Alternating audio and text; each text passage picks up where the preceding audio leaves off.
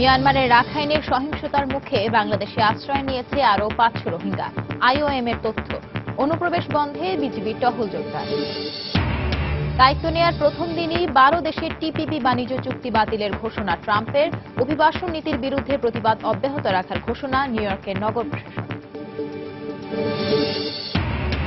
সিরিয়ায় চলমান সংঘাতের কারণে ১০ লাখ মানুষ অবরুদ্ধ, জানালো জাতিসংঘ। আলেপ্পোয় বিদ্রোহী দমনে সাফল্যের দাবি সরকারি বাহিনী।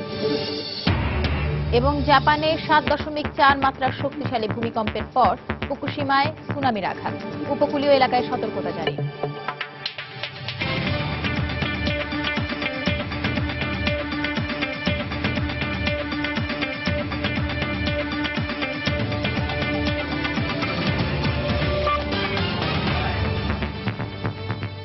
আন্তর্জাতিক সময় সঙ্গে আছি আমি সঞ্জনা চৌধুরী। মিয়ানমারের রাখাইন প্রদেশে সেনা অভিযানের মুখে জীবন বাঁচাতে নতুন করে অন্তত ৫০০ রোহিঙ্গা মুসলমান বাংলাদেশের শরণার্থী ক্যাম্পে আশ্রয় নিয়েছে। আন্তর্জাতিক অভিবাসন সংস্থা আইওএম জানায়, মিয়ানমারের সেনাবাহিনীর অভিযানের মুখে দেশটির সংখ্যালঘু রোহিঙ্গারা রাতের আধারে দল বেঁধে নাফ নদী পাড়ি দিয়ে বাংলাদেশে পালিয়ে আসছে। এ সময় অন্তত ৬৪ জনকে দেশে ফেরত পাঠায় বাংলাদেশের সীমান্তরক্ষী বাহিনী বিজিবি। সেখানকার কর্মকর্তারা পরিস্থিতি পর্যবেক্ষণ করছে বলে জানায় সংস্থাটি। গত কয়েকদিনে দেশটির সেনাবাহিনীর অভিযানে ৩০,০০০ মানুষ বাড়িঘর ছেড়ে পালিয়ে গেছে। এছাড়া নিহত হয়েছেন অন্তত ৮৬ জন। এদিকে রাখাইনে রোহিঙ্গা মুসলিম অধ্যুষিত আরও কয়েকটি গ্রাম পুড়িয়ে দেওয়া হয়েছে বলে দাবি করেছে মানবাধিকার বিষয়ক সংগঠন হিউম্যান রাইটস ওয়াচ। নতুন কয়েকটি স্যাটেলাইট ছবি বিশ্লেষণ করে তারা সোমবার এ তথ্য জানায়। তবে বরাবরই এসব খবর অস্বীকার করে আসছে মিয়ানমার সরকার। আর দামেবারে তারা মিলিটারি লড়ালে যায় মারি ফেলাই এনে কেঙ্গজ হইনি বাড়ি তাই আলাদা সেন্দিলা দুঃখ তারা বাড়ি হুরা দি ফেলাইয়ে রাইত ৩টা বাজে গাড়ি তো নৌকা তুড়ি ৪টা বাজে তারা বাংলাদেশের বিস্তির তুড়ি হারা যেদিকে বাড়িতে দিয়েছি। We are observing the situation currently.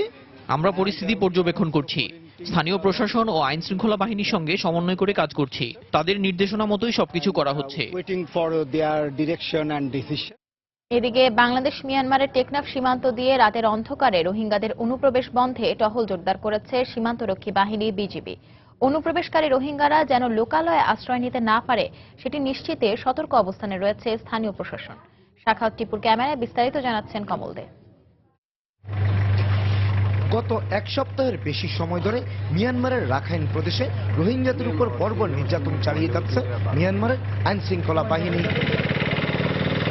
এই অবস্থায় গত ২ দশকের মতো আশ্রয়ের সন্ধানে বাংলাদেশে আসার চেষ্টা করছে রোহিঙ্গারা, কিন্তু আগে থেকে অবস্থানরত রোহিঙ্গাদের ফিরিয়ে না নেওয়ায় এবার বাংলাদেশ কিছুটা কঠোর অবস্থানে রয়েছে। মিয়ানমারে অস্থিরতা শুরু হওয়ার পর প্রথম দিকে রোহিঙ্গারা দিনের বেলায় নাফ নদী পেরিয়ে বাংলাদেশে ঢোকার চেষ্টা করে, কিন্তু সীমান্তরক্ষী বাহিনীর তৎপরতার কারণে তারা এখন কৌশল পাল্টেছে। রাতের বেলা আসলে বোঝা খুবই মুশকিল যে কে কি কারণে অনুপ্রবেশের চেষ্টা করছে। প্রতিদিনই রাতে নৌকায় করে তারা চেষ্টা করে আমাদের এখানে অনুপ্রবেশ করার জন্য, এবং আমরা তাদেরকে সাকসেসফুলি আমরা ফিরিয়ে দিতে পেরেছি। কক্সবাজারের টেকনাফে রয়েছে মিয়ানমারের সাথে ৫৪ কিলোমিটার দীর্ঘ সীমান্ত। এর মধ্যে বঙ্গোপসাগর যেমন রয়েছে তেমনি রয়েছে দুদেশের পাশ দিয়ে বয়ে যাওয়া নাফ নদী। অভিযোগ রয়েছে সীমান্ত পেরিয়ে স্থলভাগে পৌঁছাতে পারলে স্থানীয় লোকজন তাদের আশ্রয় দিচ্ছে। তাই পুলিশ এবং উপজেলা প্রশাসন রয়েছে কিছুটা উৎকণ্ঠার মধ্যে। ওরা যদি উইদাউট কোনো ভ্যালিড কাগজপত্র ছাড়া আসে এবং ওদেরকে যদি কোনো এখানকার স্থানীয় লোকজন আশ্রয় দেয় তাহলে এটা অবশ্যই একটি অপরাধ। সুতরাং সেই অপরাধের জন্য তার জন্য তো পানিশমেন্টের ব্যবস্থা আছে। অবৈধভাবে কোনো লোক বৈধ পাসপোর্ট বা কাগজপত্র বেঁধে ঢুকতে না পারে, এজন্য আমরা এবং বিজিবি কোস্টগার্ড সর্বাত্মক প্রস্তুত। এই অবস্থায় অনুপ্রবেশ প্রতিরোধে নাফ নদীতেও টহলের ব্যবস্থা করেছে বিজিবি। নদীর পাড় ধরে যে সমস্ত বিওপি আছে সবগুলো বিওপিতেই অলমোস্ট আমরা আমাদের স্পিড বোট দিয়েছি। এছাড়াও ভাসমান ডিউটি পোস্ট তৈরি করেছি যে সমস্ত এলাকাতে বেশি অনুপ্রবেশের চেষ্টা করা হচ্ছে সেই সমস্ত জায়গায়। সঠিক পরিসংখ্যান না থাকলেও গত এক সপ্তাহে বিজিবি অন্তত ৪০০ অনুপ্রবেশকারীকে নাফ নদী থেকেই ফিরিয়ে দিয়েছে। বাংলাদেশ মিয়ানমার সীমান্ত দিয়ে অনুপ্রবেশ ঠেকাতে সতর্ক রাখা হয়েছে সীমান্তরক্ষী বিজিবিকে। নাফ নদীর পাশাপাশি স্থলভাগ দিয়ে তারা টহল দিয়ে যাচ্ছে। একই সাথে এ ধরনের সুউচ্চ টাওয়ারের মাধ্যমে নজরদারি করা হচ্ছে পুরো সীমান্ত এলাকায়। বাংলাদেশ মিয়ানমার সীমান্তের টেকনাফ এলাকা থেকে কমল দে, সময় সংবাদ। চীন মিয়ানমার সীমান্তে চলমান উত্তেজনা নিরসনে সংঘাতরত সব পক্ষকে যুদ্ধবিরতির আহ্বান জানিয়েছে চীন সরকার। এছাড়াও মিয়ানমার সীমান্তে সর্বোচ্চ সতর্কতা জারি করেছে চীন। চীনের পররাষ্ট্র মন্ত্রণালয়ের পক্ষ থেকে বলা হয়েছে, মিয়ানমারের সঙ্গে এই বিষয়ে যোগাযোগ করা হয়েছে এবং তারা আশা করছে দুপক্ষই সীমান্ত উত্তেজনা নিরসনে কাজ করবে। একই সঙ্গে মিয়ানমারে বসবাসকারী চীনা নাগরিকদের সংঘাতপূর্ণ এলাকা ভ্রমণে সতর্ক করে দিয়েছে চীনের দূতাবাস। রোববার চীন সংলগ্ন মিয়ানমারের শান প্রদেশের মিউজ শহরে একটি সেনা চৌকিতে হামলা চালায় কয়েকটি বিদ্রোহী গোষ্ঠী। পাল্টাপাল্টি সংঘর্ষে এক সেনা, 3 পুলিশ কর্মকর্তা ও এক বিদ্রোহী নিহত হন। এছাড়া সংঘর্ষের মাঝখানে পড়ে মারা যান 3 জন বেসামরিক নাগরিক। তীব্র সংঘর্ষের কারণে সীমান্ত এলাকায় বহু লোকজন অন্যত্র চলে যেতে বাধ্য হয়। আন্তর্জাতিক সময় আরো দেখবেন।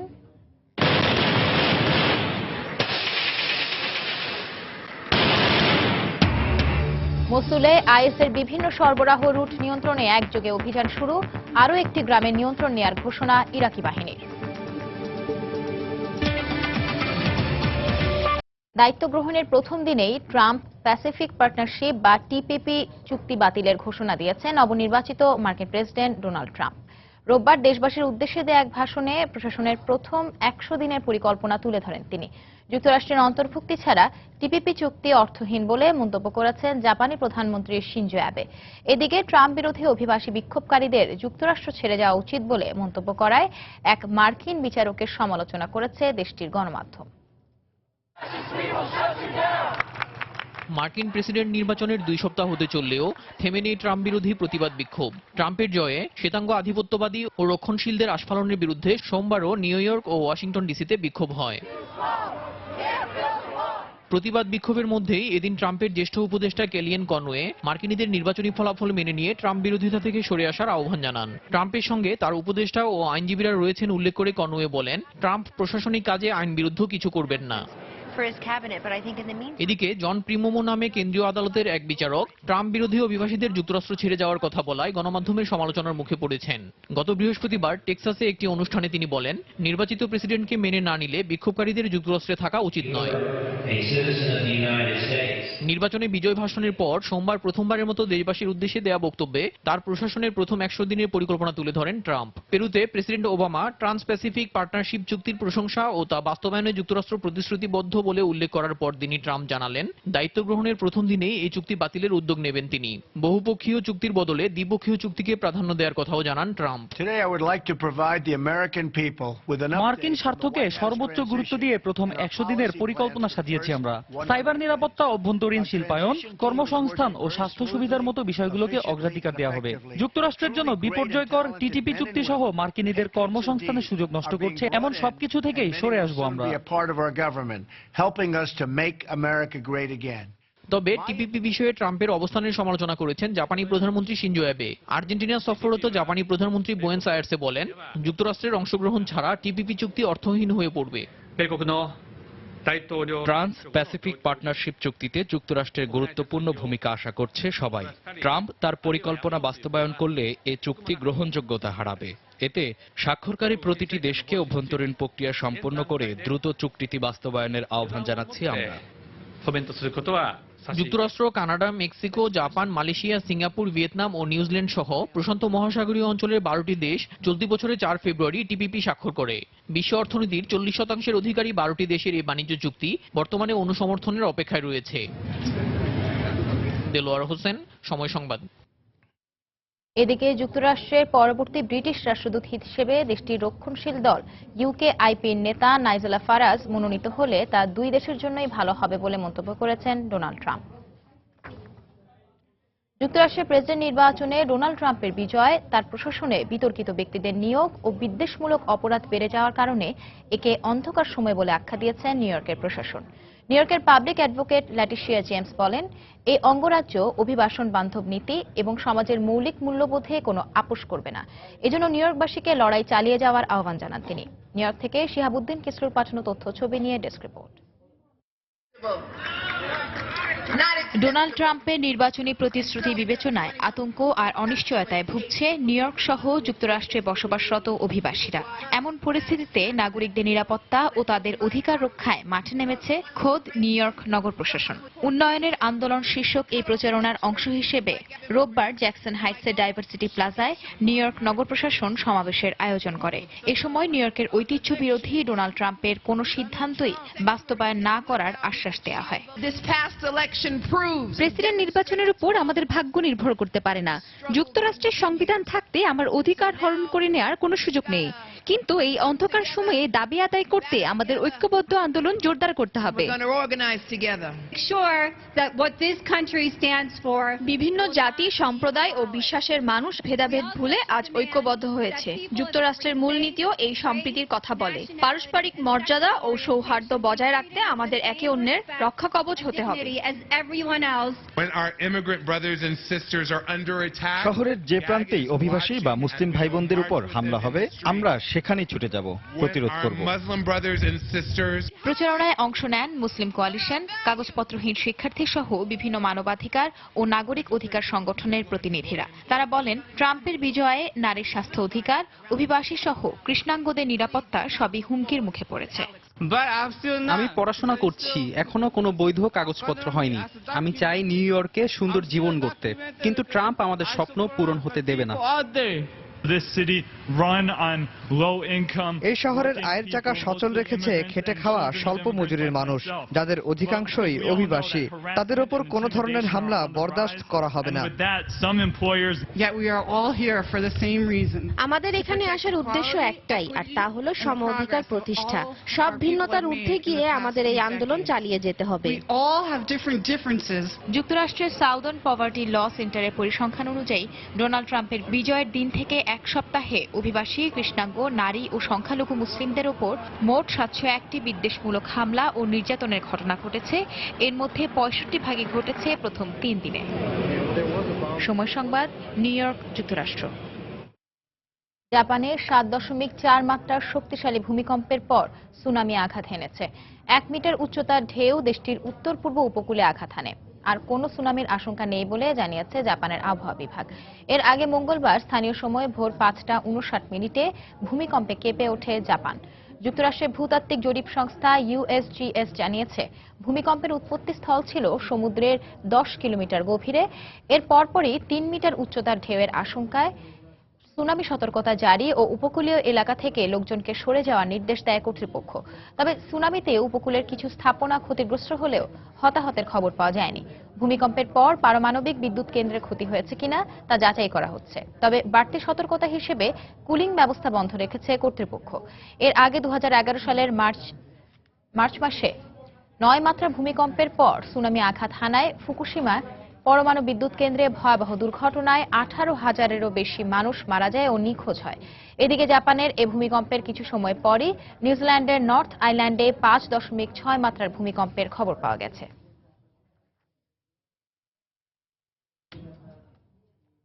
সরকারি বাহিনী ও বিদ্রোহীদের মধ্যে চলমান সংঘর্ষের কারণে সিরিয়ায় প্রায় 10 লাখ মানুষ অবরুদ্ধ হয়ে পড়েছে বলে জানিয়েছে জাতিসংঘ। গত বছরের তুলনায় এ সংখ্যা প্রায় দ্বিগুণ। আলেপ্পোর পূর্বাঞ্চলে অবরুদ্ধদের মধ্যে অন্তত 1 লাখ শিশু রয়েছে বলেও জানায় সংস্থাটি। এর মধ্যেই আলেপ্পোর পূর্বাঞ্চলে বিদ্রোহীদের বিরুদ্ধে অগ্রাভিযান অব্যাহত রেখেছে সিরীয় সেনারা। অব্যাহত রয়েছে সরকারি বাহিনীর বিমান হামলাও।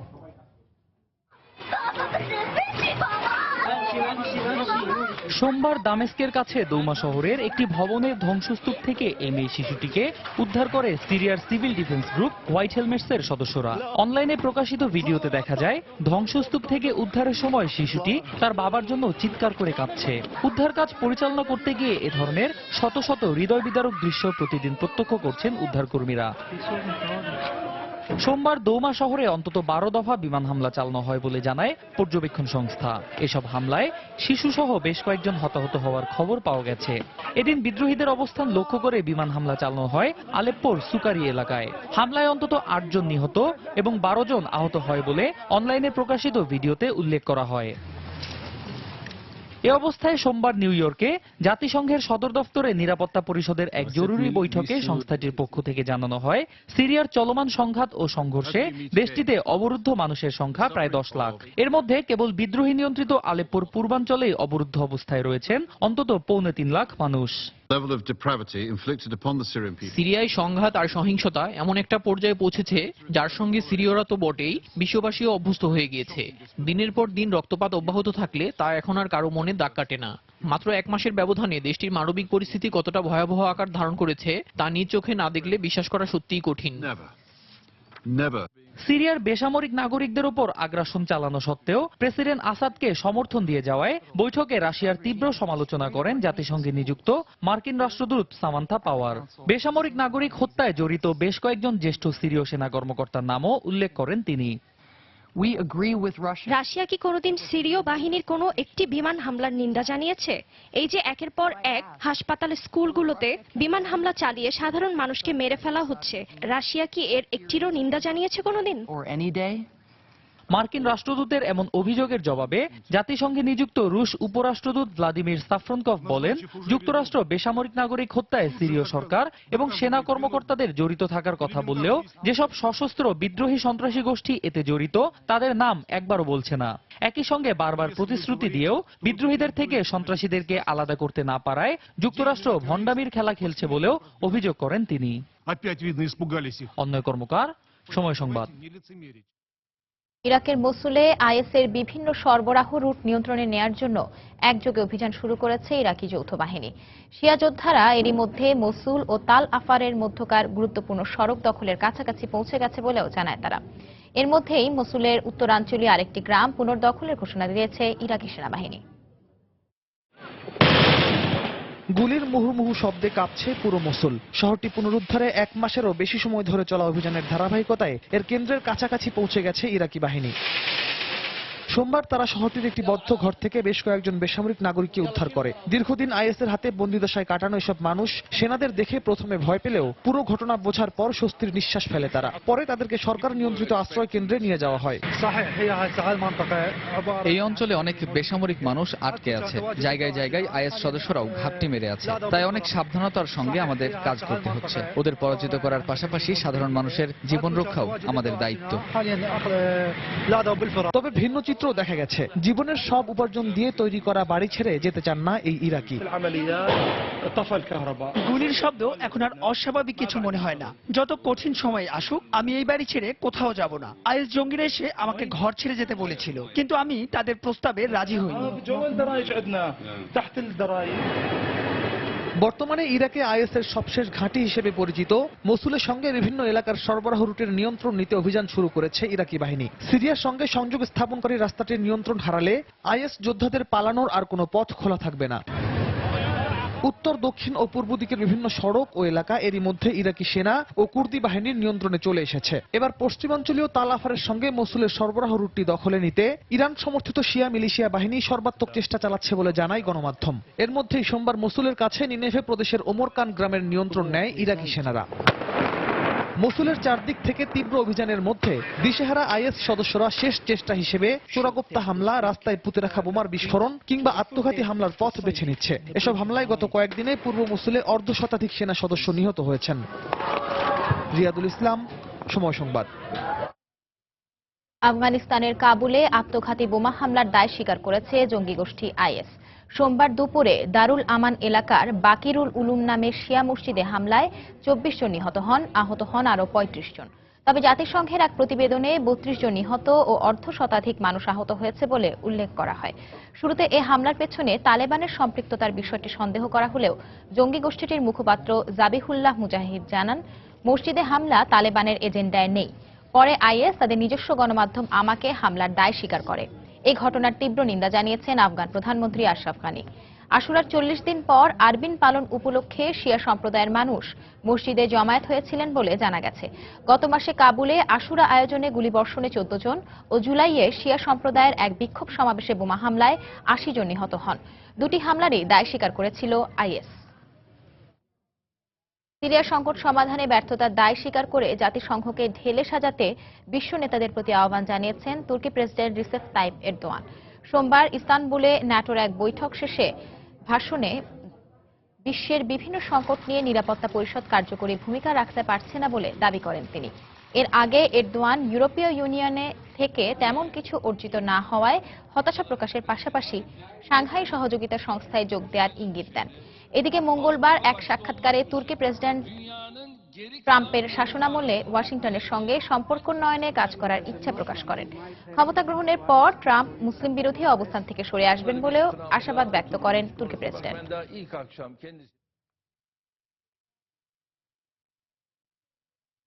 তুরস্কে বিতর্কিত ধর্ষণ বিষয়ক বিলটি বাতিল করেছেন দেশটির প্রধানমন্ত্রী বিনালি ইলদিরিম।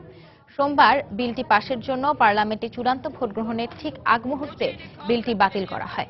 অপ্রাপ্তবয়স্ক মেয়েকে ধর্ষণের পর তাকে বিয়ে করতে রাজি হলে ধর্ষকের সাজা মওকুফের বিধান রেখে করা বিলটি নিয়ে গত কিছুদিন ধরে সমালোচনার ঝড় ওঠে তুরস্ক জুড়ে।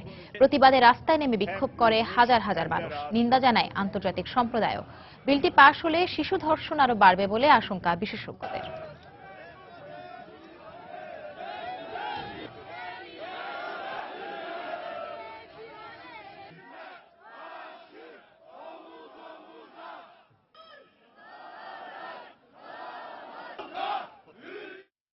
আন্তর্জাতিক সময় আরো দেখবেন। যুক্তরাষ্ট্রের টেনেসিতে স্কুল বাস খাদে পড়ে 6 শিশুর মৃত্যু। চীনের শ্যানঝি প্রদেশে সড়ক দুর্ঘটনায় নিহত 17। দরিদ্র মানুষের উপকারের জন্যই 500 ও 1000 রুপির নোট বাতিল করা হয়েছে বলে মন্তব্য করেছেন ভারতের প্রধানমন্ত্রী নরেন্দ্র মোদী। মঙ্গলবার বিজেপির সংসদ সদস্যদের উদ্দেশ্যে দেয়া বক্তব্যে তিনি সবাইকে নোট বাতিল করার উপকারিতা সম্পর্কে বোঝাতে বলেন। বিরোধী দল এ সম্পর্কে মানুষকে ভুল বোঝাচ্ছে মন্তব্য করে মোদী বলেন, এটা শেষ পদক্ষেপ নয়, কর ফাঁকির বিরুদ্ধে যুদ্ধের শুরু মাত্র। তবে কংগ্রেসের সহসভাপতি রাহুল গান্ধী প্রধানমন্ত্রীকে এ বিষয়ে রাজ্যসভায় ব্যাখ্যা দেওয়ার দাবি জানান। তবে সরকারের পক্ষ থেকে বলা হয়েছে, মোদী রাজ্যসভায় এ বিষয়ে বক্তব্য দেবেন না। অর্থমন্ত্রী অরুণ জেটলি বলেছেন, দুর্নীতির বিরুদ্ধে এ লড়াইয়ে বিরোধী দল সমর্থন দিচ্ছে না, মানে তারা চাইছে না দেশ দুর্নীতিমুক্ত হোক।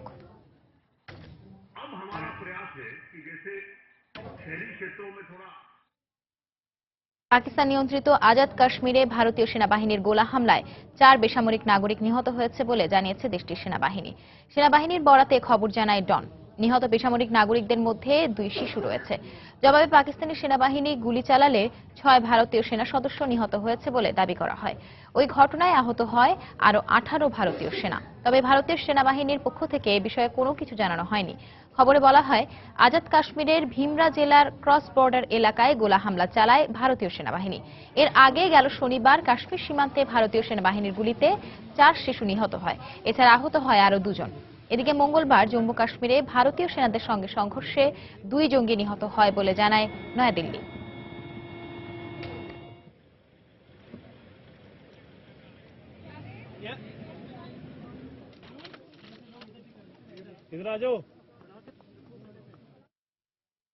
ক্ষমতার মেয়াদে শেষ সফরে বেরিয়েছেন পাকিস্তানের সেনাপ্রধান রাহিল শরীফ। সোমবার তিনি এ ভ্রমণ শুরু করেছেন বলে জানান তার মুখপাত্র। আগামী 29 নভেম্বর তার 3 বছর ক্ষমতার মেয়াদ শেষ হওয়ার কথা রয়েছে।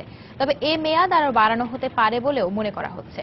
জেনারেল শরীফের পর পরবর্তী সেনাপ্রধান কে হবেন তা নির্ধারণের দায়িত্ব এখন দেশটির প্রধানমন্ত্রী নওয়াজ শরীফের কাঁধে। এদিকে প্রতিরক্ষা মন্ত্রণালয়ের মাধ্যমে সেনাবাহিনীর কার্যালয় থেকে প্রধানমন্ত্রীর কাছে সিনিয়র কর্মকর্তাদের তালিকা প্রেরণের প্রক্রিয়া শুরু হয়েছে।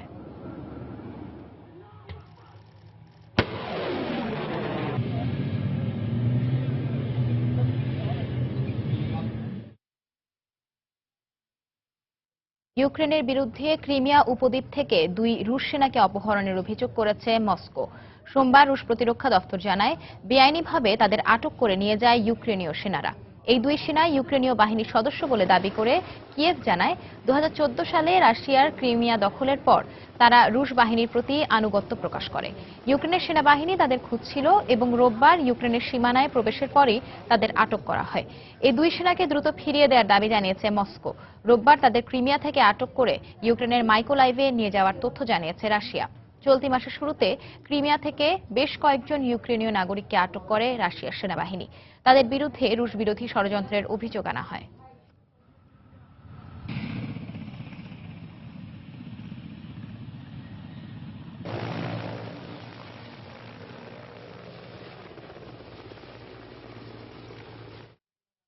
35তম মার্কিন প্রেসিডেন্ট জন এফ কেনেডির 53তম মৃত্যুবার্ষিকী আজ। 1961 সালের এ দিনে ডালাসে গুপ্ত হত্যার শিকার হন তিনি। মার্কিন প্রেসিডেন্ট হিসেবে 1961 সালের 20 জানুয়ারি দায়িত্ব গ্রহণের পর 1963 সালের 22 নভেম্বর হত্যা করা হয় তাকে।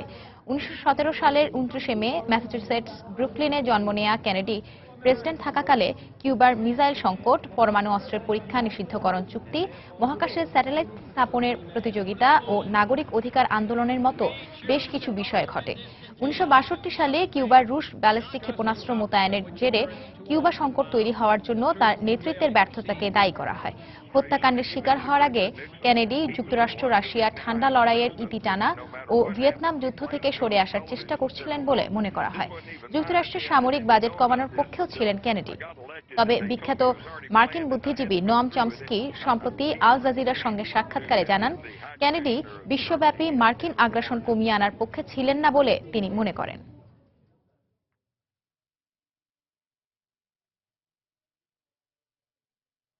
ইরানের বুশাহর শহরে $1000 কোটি নতুন দুটি পারমাণবিক প্রকল্পের কাজ শুরু হয়েছে।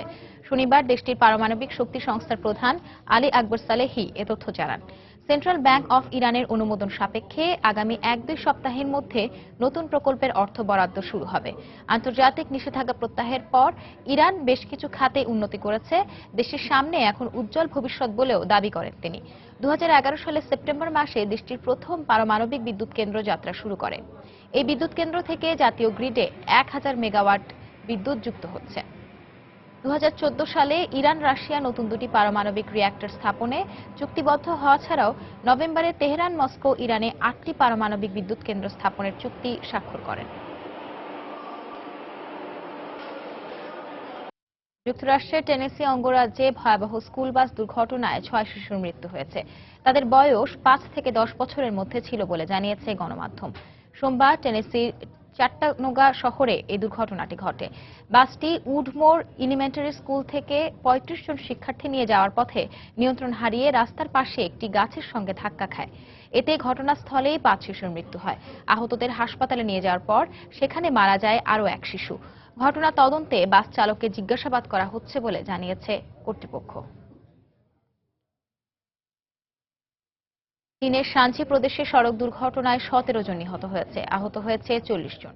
সোমবার প্রদেশের বেইজিং কুনমিং মহাসড়কে দুটি গাড়ির মধ্যে মুখোমুখি সংঘর্ষ হয়।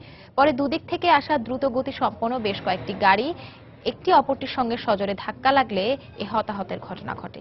এ ঘটনায় অন্তত 56টি গাড়ি ক্ষতিগ্রস্ত হয়। স্থানীয় কর্তৃপক্ষ জানিয়েছে, তুষারপাত ও বৃষ্টিপাতের কারণে রাস্তা পিচ্ছিল থাকায় এই দুর্ঘটনা ঘটে। এরই মধ্যে ঘটনা তদন্ত চলছে বলে জানিয়েছে গণমাধ্যম।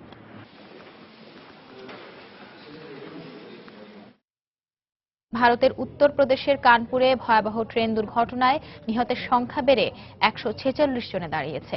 এখনও নিখোঁজ রয়েছেন বেশ কয়েকজন। দুর্ঘটনায় আহত 2 শতাধিক মানুষকে বিভিন্ন হাসপাতালে চিকিৎসা দেওয়া হচ্ছে। হতাহতদের উদ্ধারে তৎপরতা অব্যাহত রেখেছে স্থানীয় পুলিশ, সেনা ও জরুরি উদ্ধারকারী দল। দুমড়ে মুচড়ে যাওয়া সবগুলো বগি উদ্ধারে ভারী যন্ত্র ব্যবহার করছে তারা। উদ্ধার কাজ শেষের দিকে উল্লেখ করে রেল মন্ত্রণালয়ের মুখপাত্র জানান, এখন বগিগুলো ক্রেন দিয়ে তুলে নিচে কোনো মরদেহ রয়েছে কিনা তা দেখা হচ্ছে। দুর্ঘটনা নিয়ে রেলমন্ত্রী সুরেশ প্রভু জানান, ঘটনায় জড়িতদের শাস্তি নিশ্চিত করা হবে। রোববার ভোরে কানপুর থেকে 100 কিলোমিটার দূরে পাখরায়নের কাছে পাটনা ইন্দোর এক্সপ্রেসের 14টি বগি লাইনচ্যুত হয়। লাইনে ত্রুটির কারণে এই দুর্ঘটনা ঘটে থাকতে পারে বলে প্রাথমিকভাবে ধারণা করা হচ্ছে। পোপ ফ্রান্সিস গর্ভপাত করাকে ক্ষমা করে দেওয়ার স্থায়ী ক্ষমতা দিয়েছেন ধর্মযাজকদের। সোমবার একটি বিবৃতিতে তিনি এ ঘোষণা দেন। ক্ষমার বছর নামে আয়োজনের ইতি টানার অনুষ্ঠানে তিনি ক্যাথলিক ধর্মযাজকদের এ ক্ষমতা দিয়ে বলেন, এমন কোনো পাপ নেই যা প্রভু ক্ষমা করতে পারেন না। কোন রকম দুর্বলতার সুযোগ এখানে নেই উল্লেখ করে এক ভ্যাটিকান মুখপাত্র বলেছেন, ধর্মযাজকদের হাতে দেয়া ক্ষমতার অর্থ হল প্রভুর ক্ষমায় যে কোনো পাপ মুছে যেতে পারে।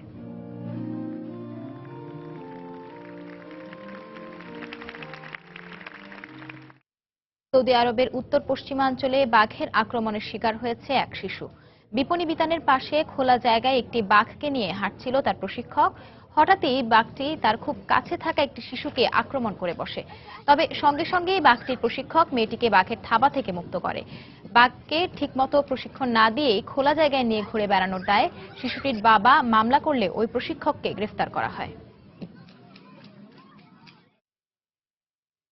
চীনের উত্তরাঞ্চলীয় হেবেই প্রদেশে ভারী তুষারপাতের কারণে যান চলাচল ব্যাহত হচ্ছে। 3 দিন ধরে অঞ্চলটিতে ভারী তুষারপাত অব্যাহত আছে বলে জানায় স্থানীয় কর্তৃপক্ষ। সেখানকার রাস্তাঘাট ও যানবাহন তুষারে ছেয়ে গেছে। বিভিন্ন স্থানে জমে থাকা তুষারের কারণে শহরটির বাসিন্দারা ঘর থেকে বের হতে পারছেন না। বিভিন্ন স্থানে তাপমাত্রা 0-8 ডিগ্রি সেলসিয়াস নিচে নেমে গেছে।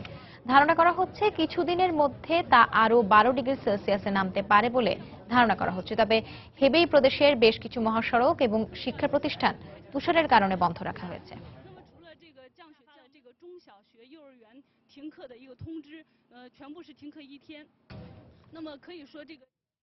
ভারতের পশ্চিমাঞ্চলীয় রাজ্য গোয়ায় জমকালো আয়োজনের মধ্যে দিয়ে শুরু হয়েছে 47তম আন্তর্জাতিক চলচ্চিত্র উৎসব। গোয়ার ওয়েস্টার্ন বিচ রিসোর্টে উৎসব চলছে। গোয়া সরকার এবং তথ্য সম্প্রচারক মন্ত্রণালয় যৌথভাবে এর আয়োজন করে। উদ্বোধনী অনুষ্ঠান দেখতে সেখানে হাজির হন তথ্য ও সম্প্রচার মন্ত্রী ভেঙ্কাইয়া নাইডু সহ বিনোদন জগতে জনপ্রিয় সব তারকারা। ভারতীয় সংস্কৃতিকে তুলে ধরতে অনুষ্ঠানে আয়োজন করা হয় নানা ধরনের ভারতীয় নাচ ও গানের। উৎসবে 2016 সালে মুক্তিপ্রাপ্ত ভারতীয় চলচ্চিত্র ছাড়াও 18টি কোরিয়ান চলচ্চিত্র প্রদর্শন করা হবে। আগামী 9 দিন ব্যাপী চলবে আন্তর্জাতিক এই চলচ্চিত্র উৎসব। নগরায়ন আর তার সঙ্গে পাল্লা দিয়ে বন ধ্বংসের কারণে বিলুপ্ত হতে বসেছে বহু প্রাণী। তাদের মধ্যে অ্যান্ট ইটার্স বা পিপিলিকা ভুক নামের একটি স্তন্যপায়ী প্রাণী যুক্ত হয়েছে মহাবিপন্ন প্রাণীদের তালিকায়। তবে ছোট আকৃতির এই প্রাণীটির অস্তিত্ব টিকিয়ে রাখতে উদ্যোগী হয়েছে পেরুর একটি চিড়িয়াখানা। পরম যত্নে তারা আগলে রেখেছে লম্বা নাকের এই প্রাণীটিকে, যাকে ঘিরে দর্শনার্থীদের মধ্যে কৌতূহলের কোনো কমতি নেই। পেরুর হুয়াচিপা চিড়িয়াখানায় গেলে চোখে পড়বে বিলুপ্ত প্রজাতির অ্যান্ট ইটার্স বা পিপিলিকা ভুক নামের স্তন্যপায়ীর। সম্প্রতি অ্যামাজন জঙ্গল থেকে ক্ষুদ্রাকৃতির এই প্রাণী দুটিকে উদ্ধার করে এই চিড়িয়াখানায় নিয়ে আসা হয়। তারপর থেকে চিড়িয়াখানায় যেন ঢল নেমেছে দর্শনার্থীদের। পৃথিবীতে মোট 4 ধরনের বিশেষ অ্যান্ট ইটার্স পাওয়া যায়, যা 3 রকম আমাদের চিড়িয়াখানাতে সংরক্ষিত আছে। পিঁপড়া তাদের প্রিয় খাবার বলেই হয়তো তাদের নাম রাখা হয়েছে পিপিলিকা ভুক। সুরের মতো লম্বা নাক দিয়ে ছোট ছোট পোকা খেয়ে জীবন ধারণ করে এই প্রাণী। চিড়িয়াখানায় রাখা ক্ষুদ্রাকৃতির প্রাণী দুটির নাম দেওয়া হয়েছে ফ্রেডি এবং পাউলিনা। এদের উচ্চতা 5 ইঞ্চি এবং ওজন মাত্র 400 গ্রাম। হাতের একটি মাত্র নখের উপর ভর করে তারা গাছের উপর দিয়ে অবাধে বিচরণ করতে পারেন। চিড়িয়াখানার কর্তৃপক্ষ এই প্রাণীকে পরম যত্ন ও তদারকির মধ্যে রেখেছে। তাদের লক্ষ্য বিলুপ্ত হয়ে যাওয়া এসব প্রাণীদের সংরক্ষণের মাধ্যমে বংশ বিস্তার করানো। আফরিন জেরিন, সময় সংবাদ। এ পর্যায়ে আবারও জানিয়ে দিচ্ছি আন্তর্জাতিক সময়ের শীর্ষ সংবাদগুলো। মিয়ানমারের রাখাইনের সহিংসতার মুখে বাংলাদেশে আশ্রয় নিয়েছে আরো 500 রোহিঙ্গা, আইওএম এর তথ্য। অনুপ্রবেশ বন্ধে বিজিবি টহল জোরদার। দায়িত্ব নেয়ার প্রথম দিনেই 12 দেশের টিপিপি বাণিজ্য চুক্তি বাতিলের ঘোষণা ট্রাম্পের। অভিবাসন নীতির বিরুদ্ধে প্রতিবাদ অব্যাহত রাখার ঘোষণা নিউ ইয়র্কের নগর প্রশাসন। সিরিয়ায় চলমান সংঘাতের কারণে 10 লাখ মানুষ অবরুদ্ধ, জানালো জাতিসংঘ। আলেপ্পোয় বিদ্রোহী দমনের সাফল্যের দাবি সরকারি বাহিনীর। এবং জাপানে 7.4 মাত্রার শক্তিশালী ভূমিকম্পের পর ফুকুশিমায় সুনামির আঘাত, উপকূলীয় এলাকায় সতর্কতা জারি। এই ছিল আন্তর্জাতিক সময়। যে কোনো খবর পেতে ভিজিট করুন সময় নিউজ.টিভি আর সঙ্গেই থাকুন সময়।